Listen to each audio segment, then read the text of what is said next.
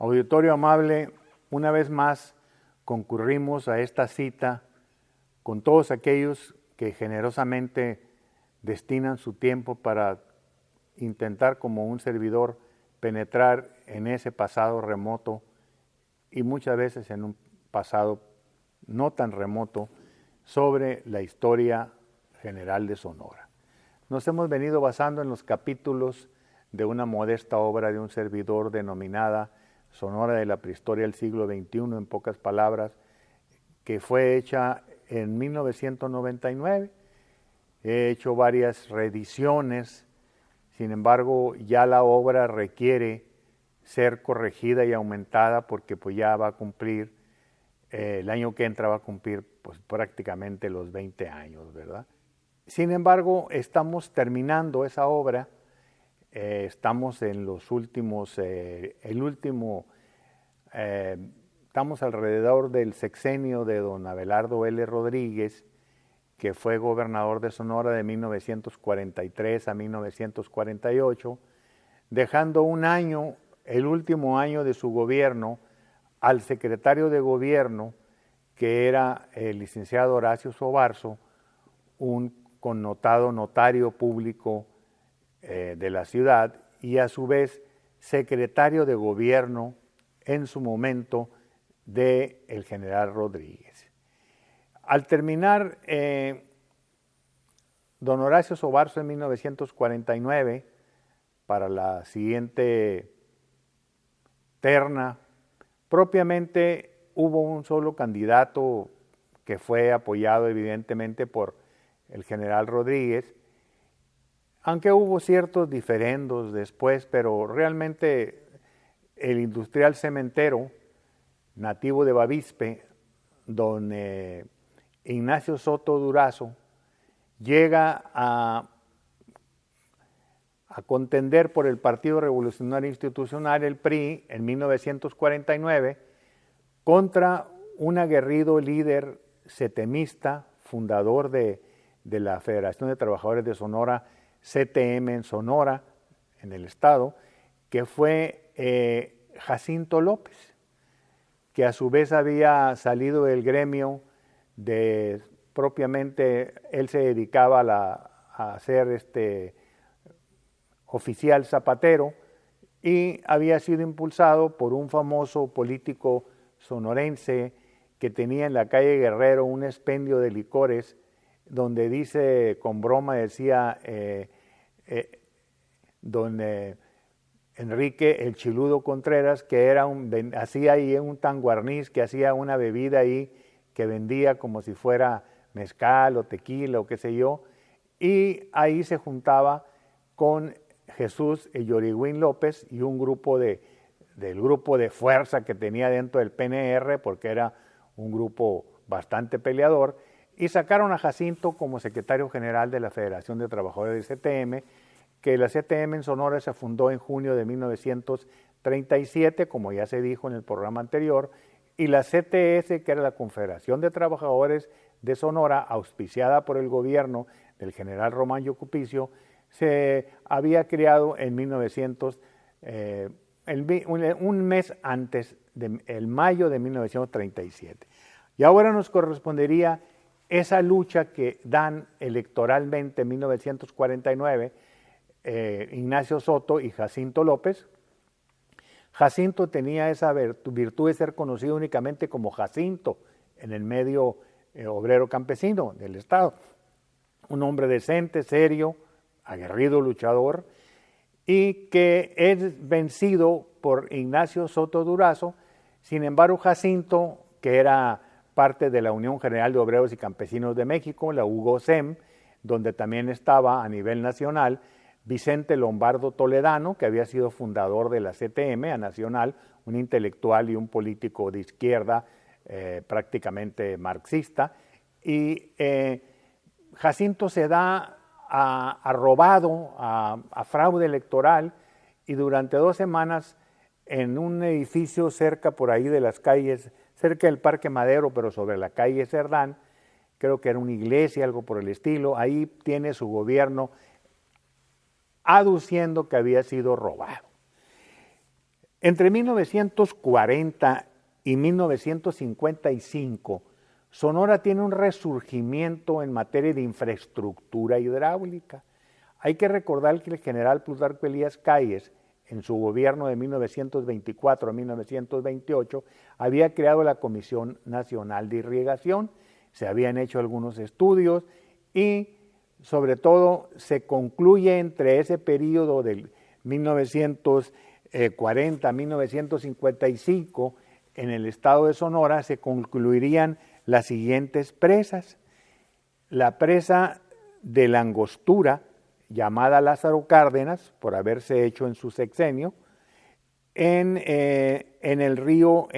Bavispe, ahí arriba, el Oviachic, en Ciudad Obregón, sobre el sistema ríos Bavispe-Yaqui, la presa del Mocúzari, en el río Mayo, llamada hoy Adolfo Ruiz Cortines, la presa Santa Teresa, sobre el río Magdalena Altar Asunción, llamada después Cuauhtémoc, y la presa Abelardo L. Rodríguez en Hermosillo, que propiamente se inicia como para apoyar a la agricultura a las orillas del río, y evidentemente con el tiempo quedaría como una reserva de agua, cuando tiene, porque últimamente ha estado bastante seca, de la propia ciudad de Hermosillo. Y de ese modo, Sonora adquiere, con estas presas, con estas reservas de agua que hacen que el agua rodada llegue a más tierra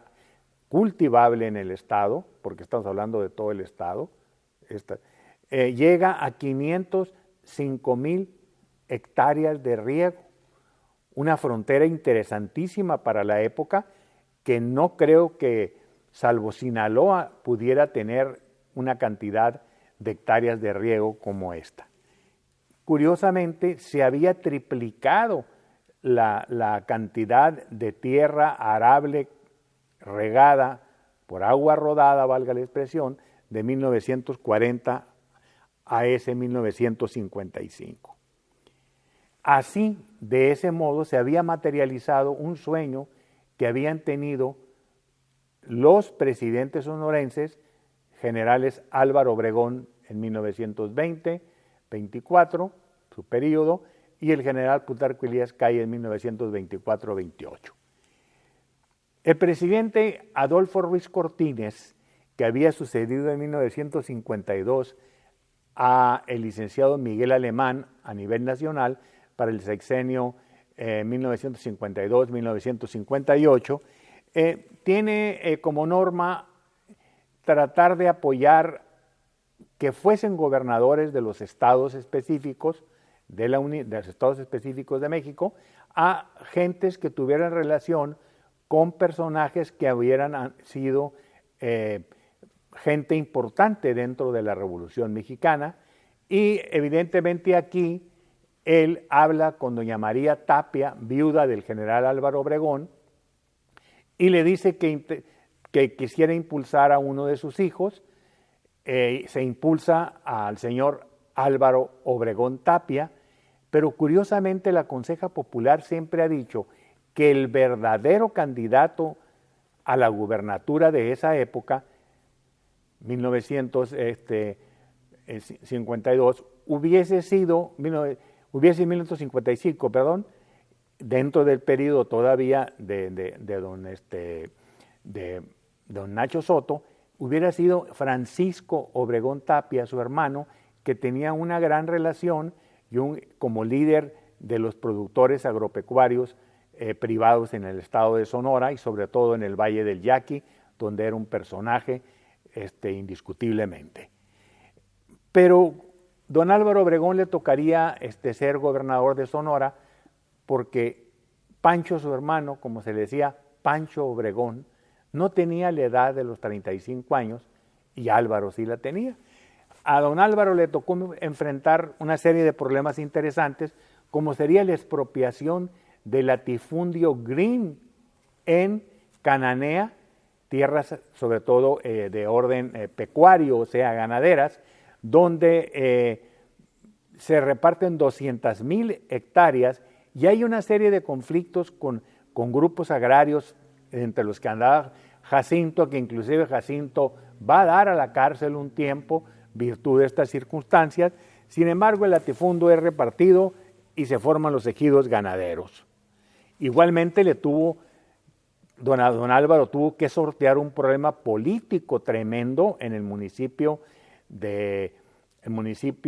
Cajeme, con su cabecera Ciudad Obregón, porque para la presidencia municipal Álvaro Obregón Tapia, el gobernador del estado, apoya a un agricultor privado llamado Gabriel Gallegos Campoy, muy conocido ahí en el medio de obregonense. Sin embargo,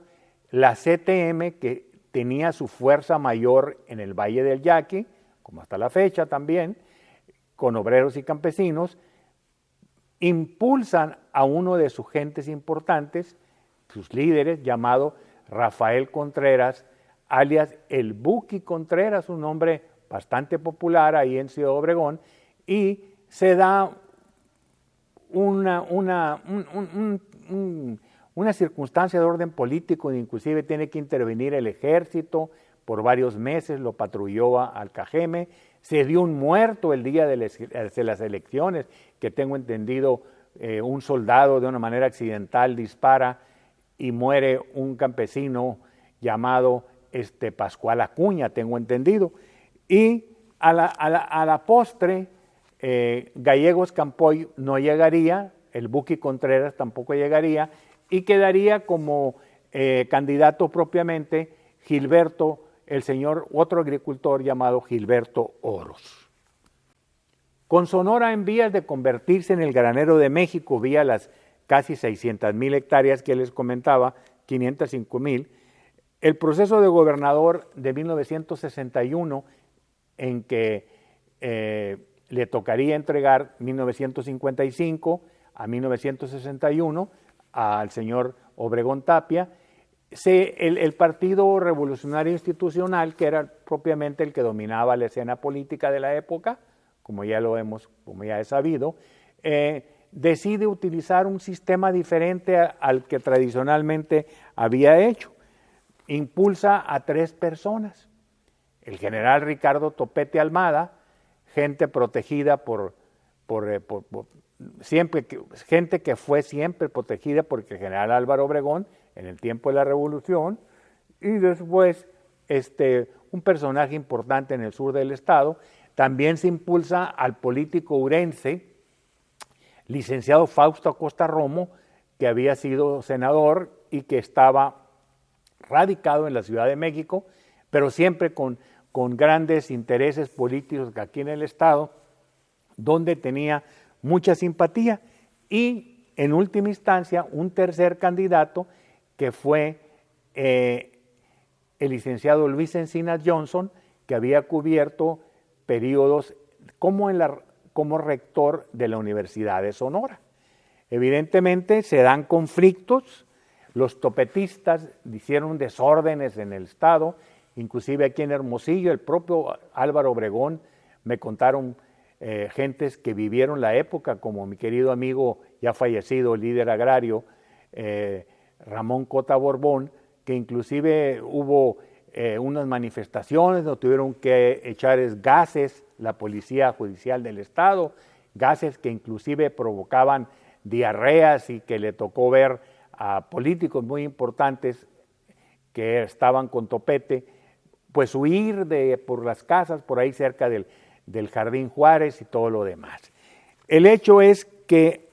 sea o no sea lo que haya sucedido, el ganador de esas 3 personas, Fausto Acosta Romo, Ricardo Topete Almada y el propio don Luis Encinas Johnson, hijo de un comerciante que había sido presidente municipal de Hermosillo, don Luis Encinas Robles,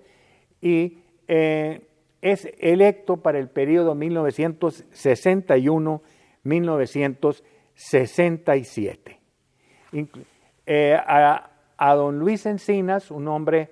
de mucha importancia, un hombre educado, un hombre que había tenido problemas familiares por cuestiones de de enfermedades personales de las cuales se pudo sobreponer de una manera ejemplar. Le corresponde la creación de lo que es ahora el ISTESON, el Instituto de Seguridad y Servicios Sociales del Estado de Sonora, cuyos antecedentes fueron la clínica magisterial y los impulsos de una ley que viene de pensiones desde el tiempo de don Horacio Sobarzo, y creó en esta institución que ha sido de una gran utilidad para todas aquellas personas relacionadas con el gobierno del Estado de Sonora. Quiero reconfirmar que el apoyo final para que Luis Encinas Johnson tomara y ganara la candidatura del PRI para el sexenio 1961-1967, siempre la Conseja Popular ha dicho que fueron los apoyos de Ernesto Peuruchurtu, la P por Peralta, gente hermosillense, y don Gustavo Peuruchurtu, hermano de él, que eran políticos importantes, sobre todo Ernesto, en la Ciudad de México, que habían influido ante el presidente de la República de la época, que yo creo que tengo entendido que era, si era del 52, 58, era evidentemente don Adolfo López Mateos. Y se logra la creación del ISTESON, como ya había comentado, pero también cristaliza en 1963 un proyecto y un programa de orden agropecuario llevado a cabo por el Centro de Investigación de Investigaciones Agrícolas del Noroeste, el CIANO, en Ciudad Obregón, en las que había participado por parte de la Fundación Rockefeller el doctor en agronomía o en cuestiones de este tipo de estudios sobre la biología, sobre la agricultura, tecnológicamente, el doctor Norman Borlaug, un norteamericano que se vino a aposentar en el Valle del Yaqui, rodeado de una serie de técnicos importantísimos, el cual creó variedades de trigo que fueron más productivas y que se elevan sobre las menos de 2 toneladas o 2 toneladas que daba el trigo en aquellos tiempos de principios de los 60. Por lo tanto, producía en el centro del país, apoyado por el Centro de Mejoramiento Mundial de Maíz y Trigo, el CIMIT, produce en invierno, allá produce, mejor dicho, en el verano reproducía semillas allá en esa zona central, por el lado del Estado de México, tengo entendido que era frío, y esas variedades venían a ser, en noviembre, que empieza la siembra de trigo propiamente en el estado de Sonora, variedades más productoras que llegan a superar las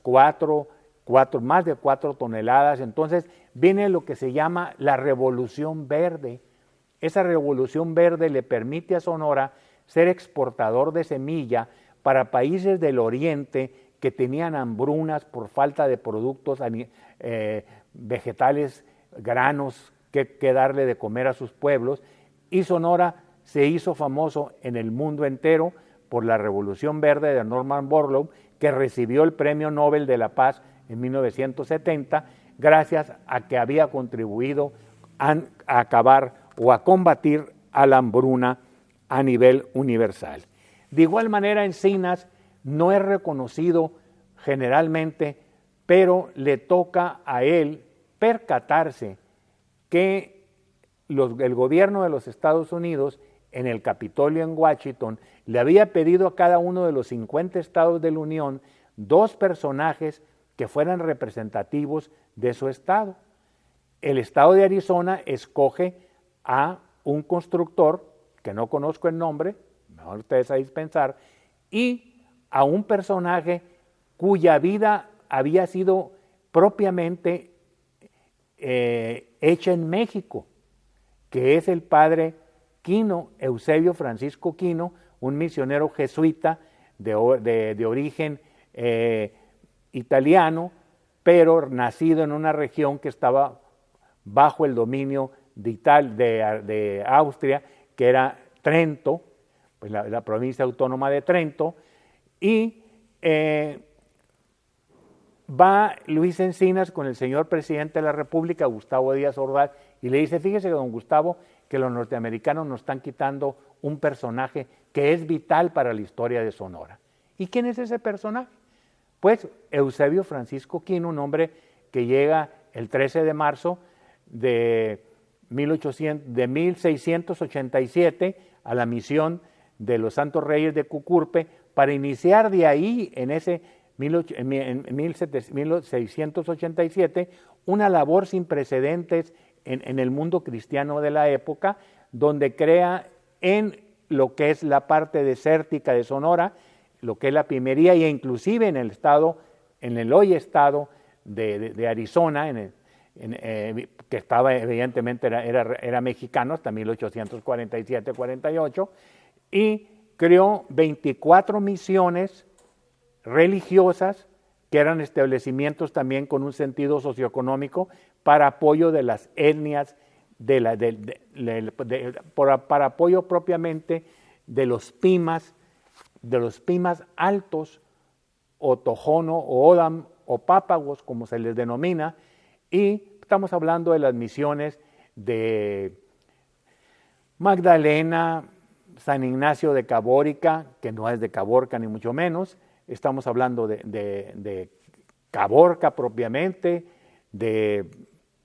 Pitiquito, de Sonoita, de San Agustín del Tuxón, de San Javier del Bac, de Tumacácori, y así de una serie de establecimientos donde introduce por primera vez los cultivos europeos, el uso de herramientas de fierro, de metal, que no usaban o que no conocían los indígenas, porque usaban herramientas de conchas o herramientas de piedra, herramientas de madera, y el padre Quino es un hombre vital. Entonces le dice Luis Encinas, fíjese que según los escritos, el padre Quino está enterrado en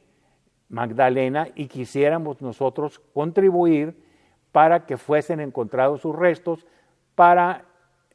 que los norteamericanos